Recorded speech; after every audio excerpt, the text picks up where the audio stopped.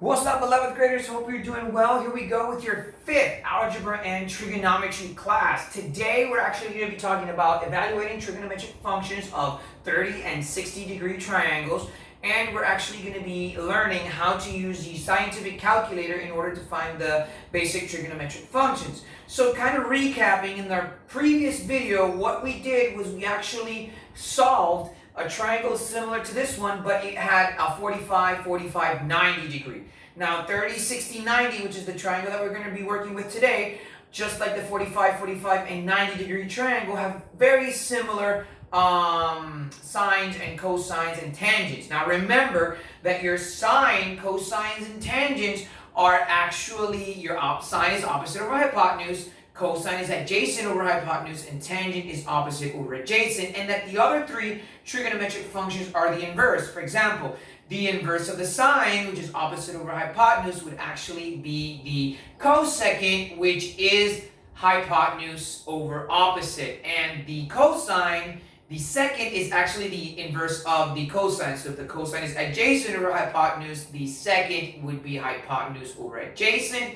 And the tangent, which is opposite over adjacent, and the cotangent would be adjacent over opposite. Now, if that sounds a little confusing, and I know it does when you're not looking at it, you can go to page 436, I believe, and all 6 basic trigonometric functions are there. So, with that in mind, guys, let's go to the example. This is example number 3 on page 438, and then example number 4, which is beneath it. By the next video, we should be either finishing the section or be very close to finishing the section, and then after that, I will give you the day in which you're going to email me the assignment, although I posted on your LMS when and how to email me your work. That being said, ladies and gentlemen, let's get started. So example number 3, we have, like I mentioned, the 30, 60, 90 degree triangle. Now remember that these trigonometric functions only work for right triangles, and we have one side, which is 1, the other side, or the opposite side, which is the square root of 3, and the hypotenuse in this case is 2. So we're supposed to find the sine of 60, the cosine of 60, and then the sine of 30 and the cosine of 30. Remember that the sine equals the opposite over hypotenuse. And what I mean by opposite in this case, I mean the number farthest from 60. So 60 is here, the number farthest from 60 is the square root of 3, and the hypotenuse is 2, so we simply say that the sine of 60 equals the square root of 3 divided by 2. And that's it. That's your answer. I don't need to do anything else. I don't need to complicate it more than it needs to be complicated, because that's your answer, all right? Now, had the square root been in the denominator, in that case, then you probably would have had to rationalize the denominator, but since that is not the case, we simply leave it expressed. The cosine of 60. The cosine of 60, if we go back to our trigonometric functions, cosine equals adjacent over hypotenuse.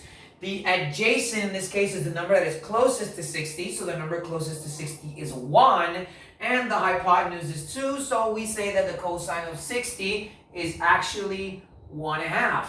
And that's it. That is it. I am done with my 60 and I am done with my 30. I don't need to do anything else.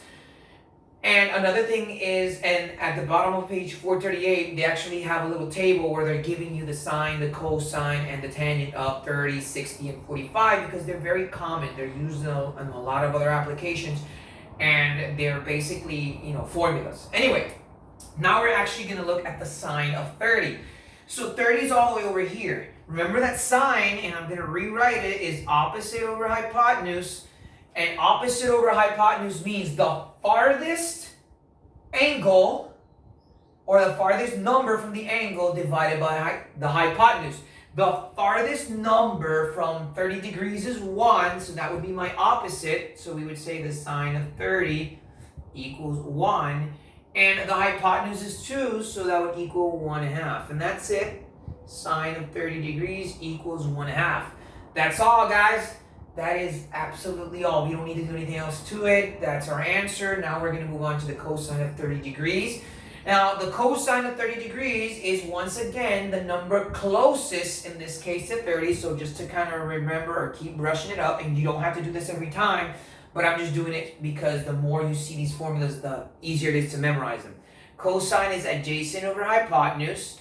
The adjacent, which is the number closest to 30, is actually the square root of 3. So we're going to say the cosine of 30 degrees equals the square root of 3. And the hypotenuse is 2, so the square root of 3 over 2. And if you notice, the sine of 60 degrees and the cosine of 30 degrees are the same. And the cosine of 60 degrees and the sine of 30 degrees are the same. They're interchangeable. That's going to happen. That's very common. In fact, if it wasn't that way, that means that your answer is wrong. So that's it for example number 3. Let's look at example number 4. Now, example number 4 is using your calculator. You need your scientific calculator. So if you have one, now would be the time to pause the video and go get your scientific calculator. So I'm going to give you 3 seconds. You're going to pause the video, and I'm actually going to do like a freeze position because I'm paused. 1, 2, 3. Okay, you unpaused me, so I'm back. Anyway, example number 4. It says to find the sine of 76.4 degrees using, or the sine of 76.4 degrees using a scientific calculator. Now, scientific calculator, when working with trigonometric functions, can either give you a answer in degrees or radians. So for this one, we're going to make sure that on the top of our screen of the calculator, it says DEG. If it doesn't, you probably have to hit that key or hit second and another key, but it's usually somewhere at the top of the calculator. So what you're going to do is you're going to say, if your calculator reads from left to right, you're actually going to write or click the key that says sine, then write 76.4, and then press the equal key, and that'll give you the answer, which in this case is 0.9719610. In some calculators, all you need to do is just write the number and press the sine key, and that's fine. That's perfectly fine and perfectly normal. So it just depends on what kind of a calculator you have. And that's it. That's it for that one. Then I mean, you don't really need to do anything else because the calculator is doing all the work. The second part of example 4 is actually telling me the cotangent of 1.5. So now what you want to do is hit the key that either says rad, which means radian, or second and degree, which will automatically turn this into an ARD. Just make sure that it says ARD on the top of your calculator screen, okay? Radian.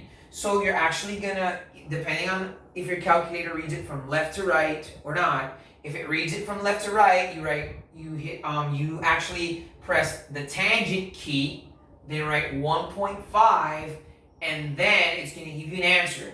After that, you're going to press second, and there is a key that's actually x minus 1.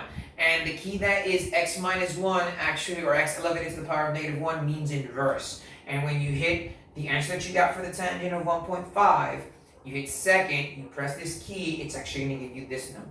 Now, if your calculator does not read from left to right, all you need to do is write 1.5, press the tan key, and then hit second and the x to the power of negative 1 key, and that's going to give you this answer.